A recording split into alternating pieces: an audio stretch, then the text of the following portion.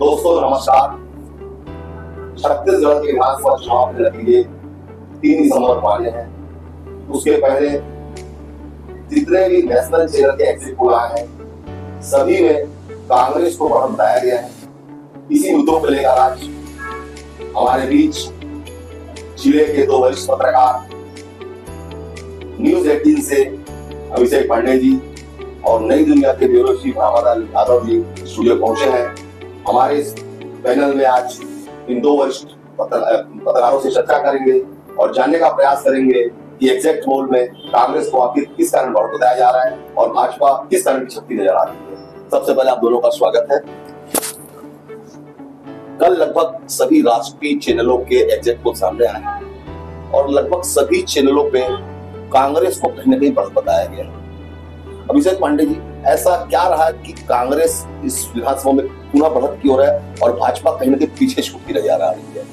आप काफी वरिष्ठ हैं, क्या लगता है किस कारण भाजपा पिछड़ती रही है छत्तीसगढ़ में? इसका पहला कारण, पहले आपके सवाल का जवाब देने के लिए 2018 में मैं आपको ले जाना चाहूंगा। जो घोषणा पत्र था कर्ज माफी का 2018 में कांग्रेस का, भूपेश बघेल की सरकार ने शपथ ग्रहण के कुछ घंटों के अंदर ही उसको अमली जामा पहना दिया। और क्योंकि डिजिटल ऑनलाइन अकाउंट का जमाना चल रहा है तो लोगों को तुरंत ही एसएमएस आने लग गए कि आपका ये कर्ज माफ हुआ है। अकाउंट बैलेंस उनको एसएमएस के थ्रू, जैसे बैंक के एसएमएस आते हैं, वो दिखने लगे सप्रमाण। तो एक भरोसा वहां से जो भूपेश बघेल ने जीता और इस बार फिर से एक वादा किया है कि आपकी कर्ज माफी होगी। किसान कृषि करते हैं और कर्ज लेते ही हैं और उनका एक सिलसिला हर साल कर्ज लेने और चुकाने का चलते रहे, लेकिन वही कर्ज अगर माफ हो जाए तो एक किसान के लिए, खासकर मध्यम वर्गीय और छोटे किसान के लिए बहुत बड़ी राहत होती है। तो ये 2018 का जीता हुआ भरोसा और इस बार का वादा आपस में कनेक्ट कर रहे हैं। सबसे बड़ा लाभ कांग्रेस को इसी चीज का मिलता है, ऐसा मैं मानता हूँ। दूसरी चीज, भूपेश बघेल ने 2 और बड़ी चीजें की हैं जो पूरे भारत में एक नजीर मिसाल बनी। जैसे कि छत्तीसगढ़ियावाद को, यहाँ की संस्कृति को, यहाँ के खेलों को, यहाँ की भाषा को, पहनावा ओढ़ावा, सारी चीजों को अपने ढंग से प्रमोट किया है। वो खुद ग्रामीण और किसान परिवार से आते हैं, उसी परिवेश से आते हैं, उन्हें बड़े अच्छे से ज्ञान है और वो समझते हैं कि लोगों की भावनाओं को इससे कैसे जीता जा सकता है। और इस चीज की कमी रमन सिंह सरकार के 15 साल में दिखी थी। वो इस चीज पर कभी फोकस नहीं कर पाए। यहाँ के खान पान, बोली, पहनावा, उसको छत्तीसगढ़ में प्रेजेंट किया, लोगों को कनेक्ट किया और लोगों से एक अपनत्व, आत्मीयता का गठजोड़ बना। यहीं से वो कका कहलाने लग गया मेरा ख्याल। पहले उनको भूपेश भैया कहते थे जब प्रदेश अध्यक्ष हुआ करते थे, या उसके पहले भी। तो कका से भैया का जो सफर है, जंप है जो उनका, जंप मानूंगा, वो इन्हीं चीजों को लेकर आगे बढ़ा। वो एक कनेक्टिविटी, कका यानी रिश्तेदारी। छत्तीसगढ़ में कका बोलते हैं, अपनापन कका कहते हैं। और भैया तो हम दिल्ली भी जाएंगे, किसी को मिलेगा भैया कैसे हो।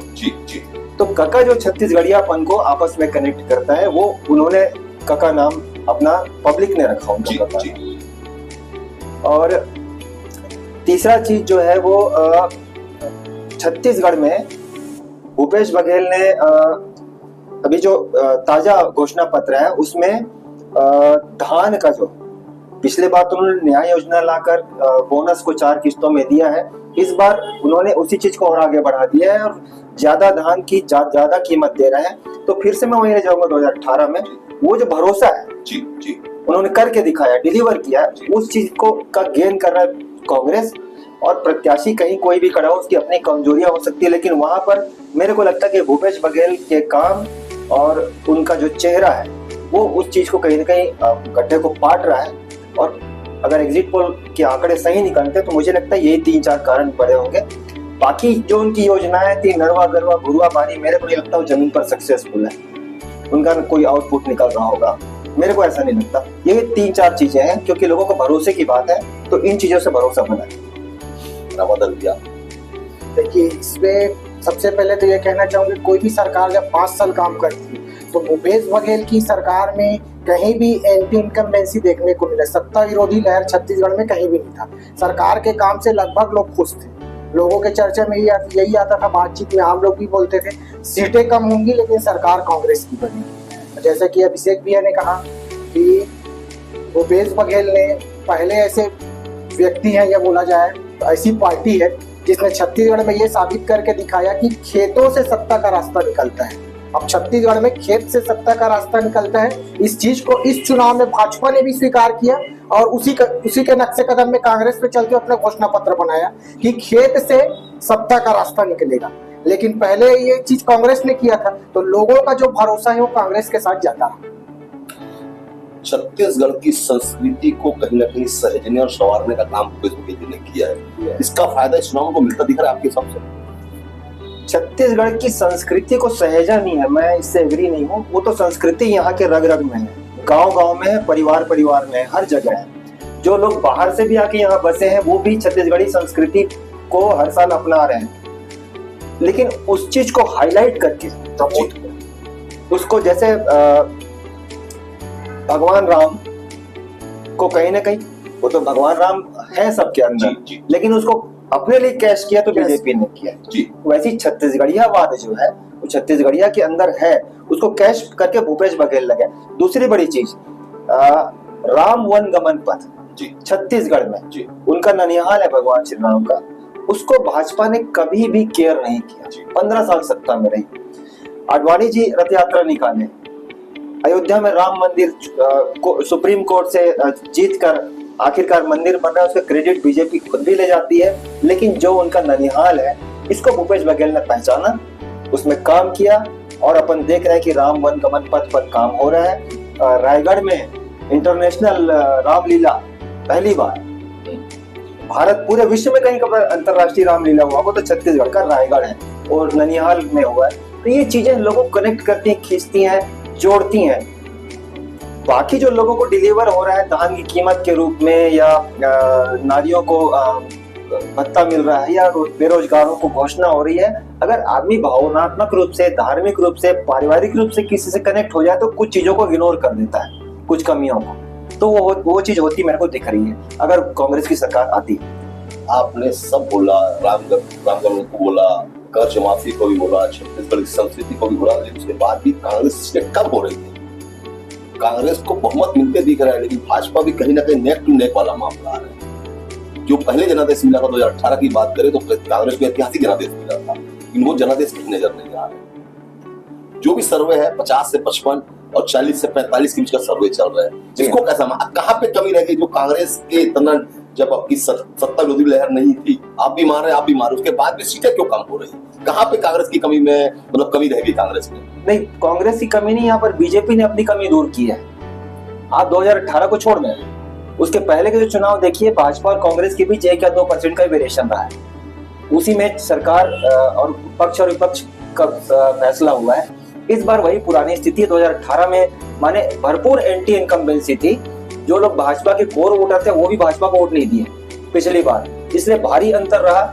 इस बार भाजपा ने शायद उस कमी को दूर किया है और भाजपा के कोर वोटर भाजपा को वोट दे रहे हैं। और ऐसे ही आंकड़े 1-2% का अंतर दोनों पार्टियों के बीच शुरू से रहा है। अजीत जोगी से लेके फिर उसके बाद जो भी इधर प्रदेश अध्यक्ष रहे, इधर रमन सिंह लगातार चलते रहे, फिर भी चाउर वाले बाबा बन गए, 15 साल से सत्ता में रहे। लेकिन जो जीत 18 में भूपेश बघेल ने हासिल की और जो जीत अजीत जोगी के बाद भाजपा ने हासिल की, वो बहुत बड़ा परिवर्तन था। लेकिन इतना अंतर वहां भी नहीं ला पाया भाजपा ने 3100 रुपए समर्थन मूल्य का घोषणा करके अपने जो वोट है उसको सेव कर लिया। पिछले बार जो लहर थी तो बीजेपी मानसिकता वाले जो किसान है उन्होंने भी कांग्रेस को वोट दिया, इस बार भाजपा ने उस चीज को सेव कर लिया, इसलिए मुकाबला थोड़ा बराबरी का है, टक्कर का है।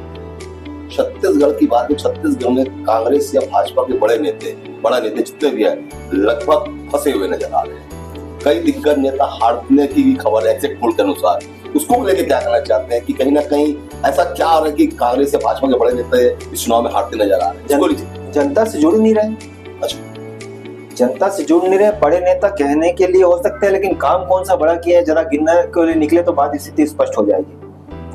बड़ा जनता जागरूक है, जनता सब कुछ देख रही है। आज के डेट में अगर कोई बोलेगा कि मैं नाम के दम पे जीत जाऊं तो गलत बात है। उसको काम करके दिखाना पड़ेगा, चाहे वो कितना बड़ा भी नेता हो। और कुछ नेता तो ऐसे हैं जो बार बार सीट बदल के चुनाव लड़ते हैं, इनके प्रति भी आक्रोश है। एक दो बड़े नेता ऐसे हैं जो चुनाव हार रहे हैं सीट बदलने के कारण, क्योंकि चुनाव जीतने के लिए सीट बदलते हैं। आप एक जगह रह के काम करो। रुद्र गुरु को अभी नवागढ़ सिटी के, मैं भी अभी 4 दिन बेमेतरा इलाका में था, नवागढ़ विधानसभा के इलाके में घूम रहा था, मारो की तरफ, मारो जो पूर्व विधानसभा, जी। वहां पर उनकी स्थिति बहुत खराब है जी। मैं बोला क्या बात है, वो तो बड़े संत हैं, धार्मिक संत हैं, गुरु मानते हैं। हाँ, गुरु मानते हैं लोग उनको, और उनके समाज के लोगों की बहुतायत है। बोले नहीं, असंतुष्ट है उनसे। भारतीय जनता पार्टी की बात करें, भारतीय जनता पार्टी में प्रधानमंत्री से लेकर राष्ट्रीय नेतृत्व ने पूरी ताकत झोंका। राष्ट्रीय मुद्दों पे काफी चर्चा हुई, लेकिन इस चुनाव में राष्ट्रीय मुद्दों पे लोगों ने मतदान नहीं किया। ऐसा लगता है आपको कहीं ना कहीं राष्ट्रीय मुद्दे छूट गया और लोकल मुद्दे पे मतदान हुआ, ऐसा लगता है कुछ? उसमें वर्गीकरण करना पड़ेगा, क्योंकि पूरा का पूरा जो मतदाता है, हर मतदाता का दृष्टिकोण अलग होता है। वो जिस कैटेगरी से, जिस सामाजिक वर्ग से आता है, और जिस समाज के जो अलग अलग परतें हैं, वो जिस हिस्से से आता है, वो ऐसा दृष्टिकोण रखता है। तो राष्ट्रीय मुद्दों पर वोट देने वाले भी बड़ी संख्या में हैं, लेकिन वो संपन्न वर्ग है, बहुत पढ़े लिखे लोग हैं जो इतने दूर की सोचते हैं। और नीचे का आदमी जो है तात्कालिक लाभ देखता है, जो मेरे को चुनाव के तुरंत बाद मिले या 6 महीने के अंदर तो मिल ही जाए, इवन 5 साल में तो मिल जाए जी। लेकिन राष्ट्र की जो मुद्दे होते हैं वो लॉन्ग टर्म होते हैं।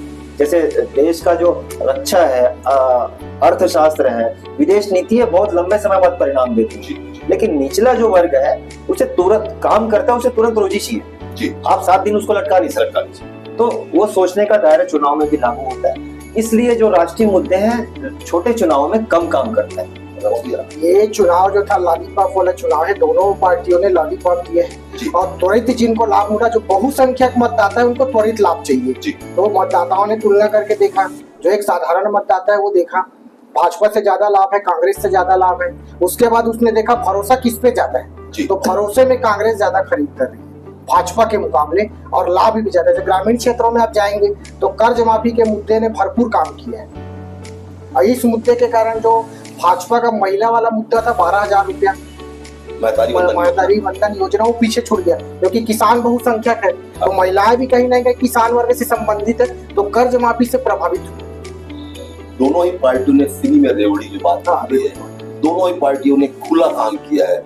इसको आप लोकतंत्र के कैसा मानते हैं? क्या ये इस पे चुनाव आयोग को कुछ निर्णय लेना चाहिए, क्योंकि इससे कहीं ना कहीं देश का नुकसान हो रहा है? इसको लेकर आप क्या मानते हैं? इस तरह की योजनाओं को मैं भस्मासुर योजना कहूंगा। भस्मासुर, कि एक बार ये जिंदा हो जाए तो इसके खून टपक टपक के फिर उतने ही भस्मासुर बनते जाते हैं। क्योंकि एक चीज लोगों को सबको समझना पड़ेगा, और जो नहीं समझते हैं उनको समझाने के लिए मीडिया को आगे आना पड़ेगा कि कोई चीज मुफ्त हो ही नहीं सकती। हम कोई चीज दूसरे ग्रह से तो नहीं ला रहे, ठीक है, इसी ग्रह का है, इसी देश का, इसी प्रदेश का है। आपको इस जेब में कुछ डाला जा रहा है तो दूसरे जेब से वो निकलना है, क्योंकि अर्थशास्त्र जो है गोल गोल घूमता है। लक्ष्मी जी है वो एक जगह ठहरती नहीं है, वो एक जगह से दूसरे जगह जाती हैं, सबका लाभ करते हुए चलते रहती हैं, इसलिए चंचला भी कहते हैं। तो कोई चीज मुफ्त हो ही नहीं सकती। अगर आपका कर्ज माफ हो गया है, आपको धान का उम्मीद से ज्यादा दाम दिया जा रहा है, तो पैसा आएगा कहाँ से? जी, सरकार की क्षमता कितनी है, प्रदेश की उत्पादकता कितनी है, टैक्स कलेक्शन कितना है, एक्सपेंडिचर कितना है, स्थापना व्यय कितना है, इस चीज को मेरे को लगता है कि पत्रकारों की जिम्मेदारी यहाँ पर बनती है कि लोगों तक इस चीज, सरकार को देना है दे, नहीं देना है मत दे, लेकिन यथा स्थिति हकीकत है उसको तथ्य के साथ सत्य को परोसने का काम जिम्मेदारी, कर्तव्य है, गंभीर धर्म है, कहूंगा मैं, धर्म है मीडिया का कि उसे परोसे और दिखाए कि अगर ये मुफ्त आ रहा है, ये माफ हो रहा है, तो ये कैसे कवर सरकार करेगी और कहां से उस पैसे को निकालेगी। क्या सीमेंट का रेट बढ़ा के निकालेगी, क्या छड़ का रेट बढ़ा के निकालेगी, क्या दारू का रेट बढ़ा के निकालेगी, किसका रेट बढ़ा के निकालेगी, ये बताना पड़ेगा उनको। इसको लेके आपको कि कहीं ना कहीं सबसे मैंने बताया कि पत्रकारों की जवाबदारी, पत्रकारों ने अपनी जवाबदारी का बखूबी निर्वहन किया है। आपको क्या लगता है इसको लेके चुनाव आयोग को कठोर निर्णय लेने चाहिए कि राजनीतिक दल को स्वयं को इस बारे में सोचना चाहिए, क्योंकि फ्री की रेवड़ी से देश का भविष्य नहीं हो सकता? चुनाव आयोग निर्णय लेने में सक्षम नहीं और रोक नहीं सकता, क्योंकि अभी यहाँ पर कुरुद में सभा हुई जिसमें प्रियंका गांधी जी आई। उन्होंने अपने भाषण में कहा कि हमारी पार्टी की नीति है कि हम पैसा जनता के जेब में डालें, ऐसी योजनाएं बनाएं। अच्छा, तो उनका ये कहना है, फ्री की रेवड़ी हम लोग बोल रहे हैं, जागरूक वर्ग, लेकिन राजनीतिक दल के लोगों का तो ये कहना है ना, हम टैक्स लेते हैं, सब चीज लेते हैं, तो जनता के जेब में पैसा जाना चाहिए। जो किसानों को मिल रहा है वो कोई रेवड़ी नहीं है उनकी नजर में, जी। वो जनता को पैसा दे रहे हैं, गरीब को पैसा दे रहे हैं, तो अपने हिसाब से गलत कहाँ है? नहीं, उसको आप लोकतंत्र के लिए कैसा मानते हैं? क्या और इसको आप- लोकतंत्र के लिए खतरा है, ये बहुत बड़ा खतरा है। पहले आपको याद होगा, बहुत पहले जयललिता जी जब चुनाव जीती थी तमिलनाडु में, तो उन्होंने टीवी सेट हाँ, देने का वादा किया था और हर गरीब परिवार को टीवी सेट दिया था। तो ऐसा भी बता है भारत के अंदर, ये तो बहुत कम है अपने छत्तीसगढ़ में, यहाँ तो टीवी सेट मिला है लोगों को। छत्तीसगढ़ में उस हिसाब से देखा जाए तो बहुत कम। भैया श्रीलंका उदाहरण है इस चीज का। जी जी जी, श्रीलंका उदाहरण, विश्व में उदाहरण श्रीलंका। और अभी एक ताजा उदाहरण और सुनने को मिला, अर्जेंटीना या ब्राजील, अर्जेंटीना शायद जी, अर्जेंटीना में इसके पहले की सरकारें इसी तरह की रेवड़ी बांट बांट के सत्ता में आती रही, लेकिन इस बार एक वहां का कोई राजनीतिक दल है, वो घोषणा की कि मैं मुफ्तखोरी बंद करवा दूंगा, रेवड़ी प्रथा बंद करवा दूंगा, और जनता का मूड अब उनके साथ है। जनता सड़कों पर उतर गई, सड़कों पर उतर जनता को फ्री में नहीं चाहिए, जनता सड़कों पर उतरी तो है। क्या हम भविष्य के अर्जेंटीना बनेंगे या भविष्य के श्रीलंका बनेंगे, ये जनता को तय करना पड़ेगा। आज आने वाले समय में लगता है कि भारत की जनता भी सड़कों पर उतरेगी, ऐसा लोग आपको लगता है? क्योंकि भारत की जनसंख्या काफी बड़ी है, और ऐसे में क्या संभव दिखता है कि यहाँ की जनसंख्या, यहाँ के लोग सड़कों में उतरेंगे? दिल्ली में जो केजरीवाल जी ने शुरू किया था और उसे अजय किला बना लिया दिल्ली को, जी, यही फार्मूला था और सबको ये पसंद आया, और वही फार्मूला पंजाब में उन्होंने लागू किया, वही फार्मूला छत्तीसगढ़ में 2018 में लागू किया गया। अब इसे अब सभी पार्टियां उठा रही हैं। लेकिन अपने यहाँ छत्तीसगढ़ में तो स्थिति उल्टी है। पिछले बार भाजपा के घोषणा पत्र में ऐसा कुछ नहीं था, हाँ। लेकिन अब तो कांग्रेस का अनुसरण करती दिख रही है। हाँ, 2018 में मोदी ने मना कर दिया, हाँ, मना कर दिया नहीं दूंगा। था, अब फिर उसको दे रहे हैं। तो ये रेवड़ी प्रथा, एक पार्टी दूसरे पार्टी का अनुकरण कर रही है, ये बढ़ावा मिल रहा है इससे। नहीं तो 18 में प्रदेश भाजपा ने प्रस्ताव भेजा था केंद्र को कि 2 साल का बोनस दिया जाए, केंद्र से उसकी मंजूरी नहीं मिली, तो घोषणा करने के बाद वो बोनस नहीं दिया गया। अब लगा कि वो गलती हो गई थी हमसे, उसे दूर किया जाए, तो अभी जाकर उसको घोषणा करें कि पिछला बकाया बोनस हम आपको दें। अब तो लोकसभा में राष्ट्रीय मुद्दा बनने वाला है भाजपा का यहाँ का घोषणा पत्र। जब आप छत्तीसगढ़ में दे रहे हो, प्रधानमंत्री नरेंद्र मोदी पूरे देश के, पूरे देश में, तो पूरे देश में, छत्तीसगढ़ हाँ, ये मुद्दा ये मुद्दा लोकसभा चुनाव में देखने को मिलेगा। सीएम के चेहरे को लेकर बात करें, क्योंकि ये तो 3 दिसंबर को फाइनल होगा किसकी सरकार बनती है, लेकिन आपने नजर में सबसे लोकप्रिय मुख्यमंत्री का चेहरा लोग किसको पसंद कर रहे हैं? छत्तीसगढ़ की जनता किसको पसंद कर रही है? छत्तीसगढ़ की जनता भूपेश बघेल। कारण क्या? छत्तीसगढ़ की जनता भूपेश बघेल को पसंद करने के लिए कारण क्या नजर आता है आपको? भूपेश बघेल ने शुरू से काम किया किसानों से, अभी भी बाकी नेता को एक तरफ देखो, भूपेश बघेल को देखो, एकदम कॉन्फिडेंस से सरकार बनेगी, शुरू से बोलते आ रहे। दूसरा, उन्होंने भावनात्मक रूप से भी कांग्रेस से या खुद से लोगों को जोड़ लिया छत्तीसगढ़िया वाले। दूसरी बात की पिछड़ा वर्ग के वर्तमान में कांग्रेस के सबसे बड़े चेहरा भूपेश बघेल है, तो उनको इग्नोर कांग्रेस नहीं करेगी। आगे लोकसभा चुनाव है, पिछड़ा वर्ग का भारत में बाहुल्य है, तो सीएम का चेहरा वही रहेंगे, उनको ही कांग्रेस सीएम बनाएगी, ये इनके प्रकार जैसा। इस बीच में मीडिया में भी खबर आ रही कि टीएस सिंहदेव ने भी अपना दावा ठोक दिया, इस बार पीछे हटने को भी तैयार नहीं, वो भी चाहते हैं मैं मुख्यमंत्री बन के छत्तीसगढ़ की सेवा करना चाहता हूँ। इसको क्या था मानते हैं? कांग्रेस के लिए शुभ संकेत है मानते हैं? कांग्रेस के लिए शुभ संकेत तो नहीं है, क्योंकि दोनों नहीं मानेंगे, लेकिन भूपेश बघेल टीएस सिंहदेव पे भारी है कहीं ना कहीं। भाजपाइयों का यह दावा है कि अगर 35 सीट भी लाएंगे तो छत्तीसगढ़ में अगली सरकार हमारी बनेगी। इसको लेकर आप क्या मानते हैं? ये खुले मंच से बोल रहे हैं भाजपा की हमारी 35 सीटें छत्तीसगढ़ में आती है तो सरकार हम ही बनाएंगे। ये बात मुझे अव्यावहारिक लगती है, लेकिन ये मैं कह सकता हूँ कि अगर कांग्रेस की सरकार आती है, जिसकी संभावना भी दिख रही है, तो मीठे मीठे में सरकार नहीं बन पाएगी। अच्छा, बहुमत आने के बाद भी बहुत बड़ी बात बोल रहे हो। मीठे मीठे में सरकार नहीं बन पाएगी। नाम बिना लिए मैं बोलूंगा कि बड़ी संख्या में जो जीत कर आएंगे विधायक, और जिस गुट के वो माने जाते हैं, वो अपने नेता को मुख्यमंत्री बनते हुए देखना चाहते हैं। उस नेता ने ऐलान कर दिया कि ये उनका आखिरी चुनाव है, इसके बाद नहीं लड़ेंगे, अब उनका दांव पर कुछ नहीं है, ये अंतिम समय है, यही समय है, सही समय उनके लिए।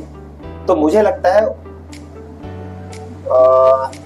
आसानी से चीजें, सरकार जीत भले आसानी से जाए, सरकार का गठन जो है वो पंचायती होने के बाद ही होगा। ये सिर्फ कांग्रेस में स्थिति की भाजपा में स्थिति बनती दिख रही है। भाजपा का जो प्रदेश बॉडी है वो 5 साल में जो फिसड्डी परफॉर्मेंस रही है जी उसके बाद केंद्रीय नेतृत्व के सामने कुछ मांगने और बोलने की स्थिति में नहीं है, ना दावा करने की स्थिति में है। कुछ बड़े नेताओं को टिकट मिल गई, वही उनका सबसे बड़ा प्रसाद है।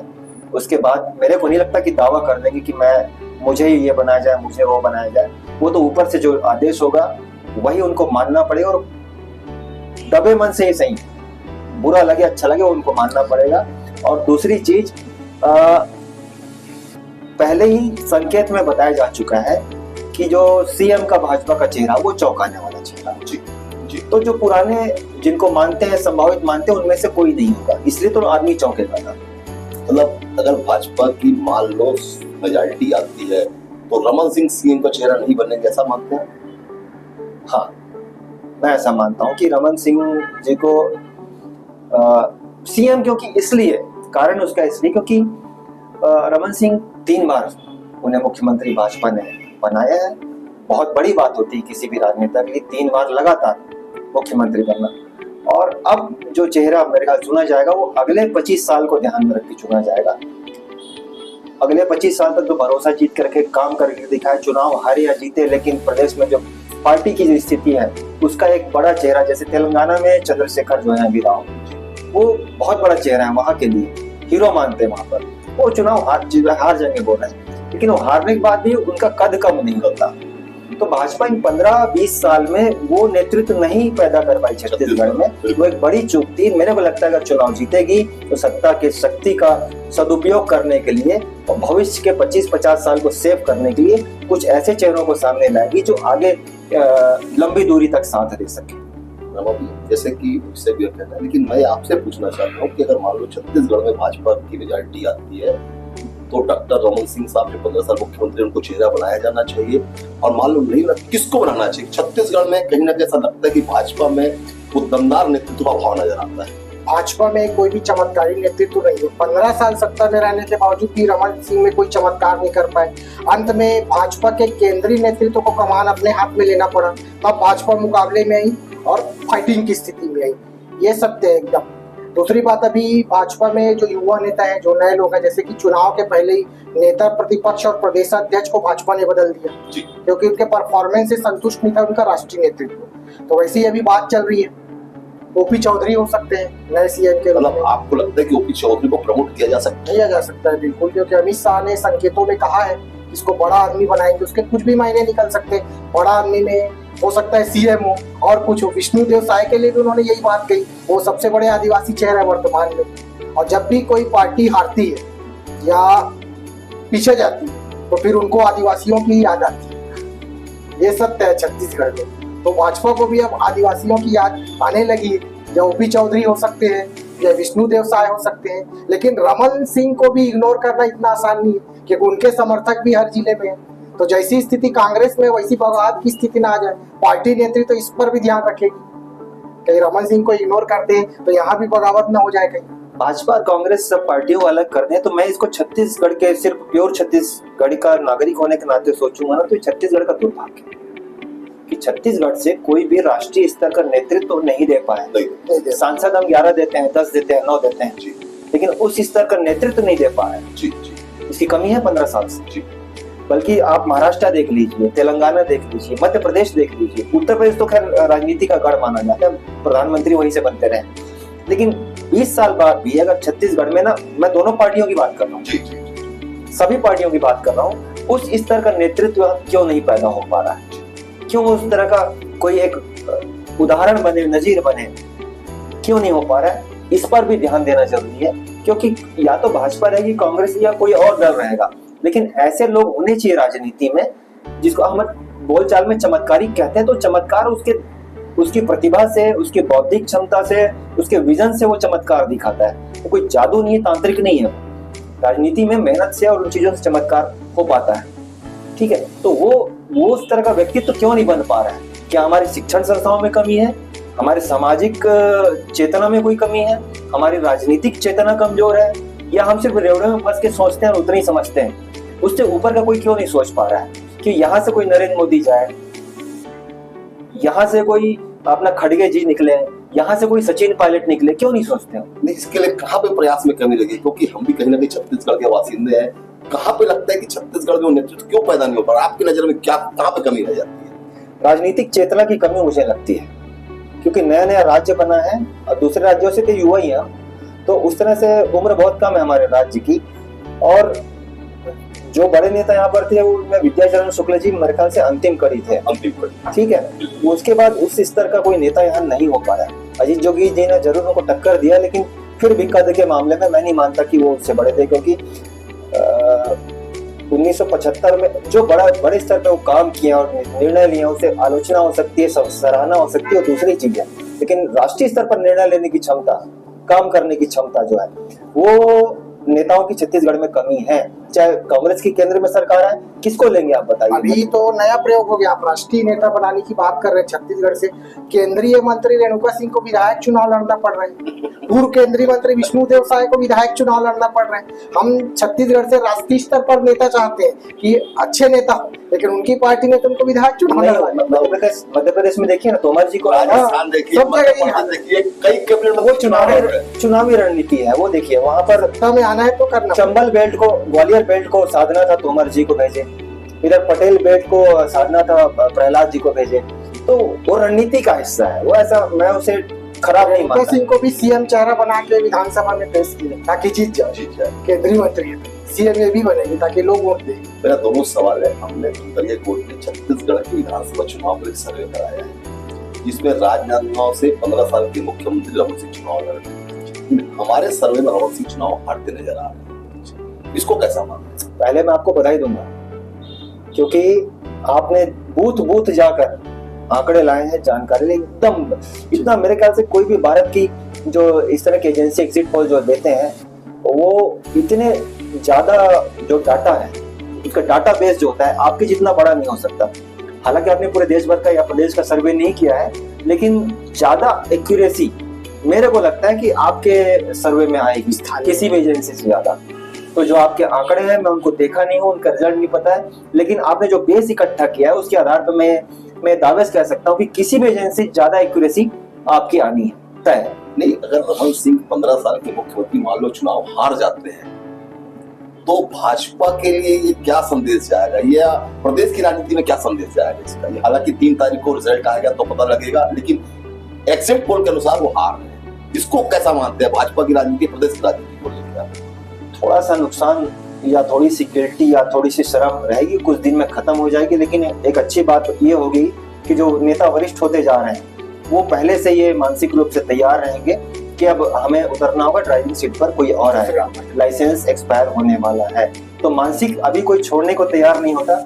ननकीराम कंवर जी को इतनी उम्र में लोग उम्र में वो सोच भूल जाते हैं, बोलते हैं उनके बारे में बताया जाता है कि आप बात करने का भूल जाते हैं मैं किससे बात कर रहा हूँ। तो मानसिक रूप से वो तैयार रहेंगे कि भाई मेरी उम्र, बीजेपी ने जो 75 की उम्र तय की है, मेरे ख्याल से अच्छी पहल थी।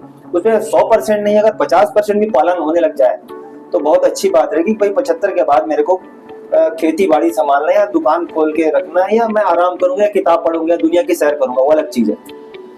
रामाधर, आप कैसा मानते हैं? क्योंकि हमने काफी मेहनत की एग्जिट पोल को लेके, पूर्व मुख्यमंत्री राजेंद्र से चुनाव हारते नजर आ रहे हैं, इसको लेके आप क्या बोलते हैं? इसको लेके ऐसा देखिए, एक चर्चा चली थी जिस दिन पहले चरण का मतदान हुआ, उसके बाद लोगों में चर्चा थी, अरे सत्य है तो मैं नहीं जानता, 3 दिसंबर को पता लगा। हाँ, लेकिन ये नहीं जानता कि सर, लेकिन रमन सिंह प्रेस कॉन्फ्रेंस लेने वाले थे जी, चुनाव में गड़बड़ी है ऐसा कुछ है, उनको उनके नेताओं ने कहा कि मतलब नहीं तो दूसरे जगह भी इसका गलत संदेश जाएगा। तो उस दिन ही लगभग साफ हो गया था कि कुछ ना कुछ गड़बड़ या कांटे की टक्कर है या बहुत अच्छा मुकाबला। और शुरू में ये देखा गया कि लोग बोले कि गिरीश देवांगन बाहर के प्रत्याशी हैं, लेकिन उन्होंने फाइटिंग किया और कांग्रेस की रणनीति बहुत अच्छी है।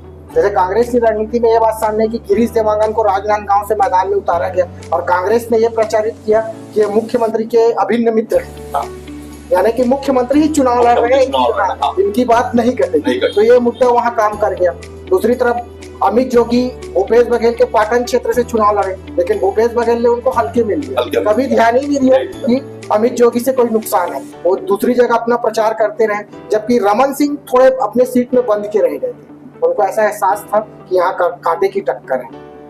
तो हार जब कोई आश्चर्य की बात नहीं होगी। नहीं, आश्चर्य की बात नहीं होगी, क्योंकि कांग्रेस ने बहुत रणनीति के तहत भरपूर संसाधनों के साथ उसको उतारा है गिरीश देवांगन को वहां, उनके टक्कर के प्रत्याशी थे वो। सभी दर्शकों को नमस्कार। सभी से मेरा निवेदन, हमारे चैनल को सब्सक्राइब, लाइक और सहयोग दें। धन्यवाद। सभी मेहमानों को नमस्कार।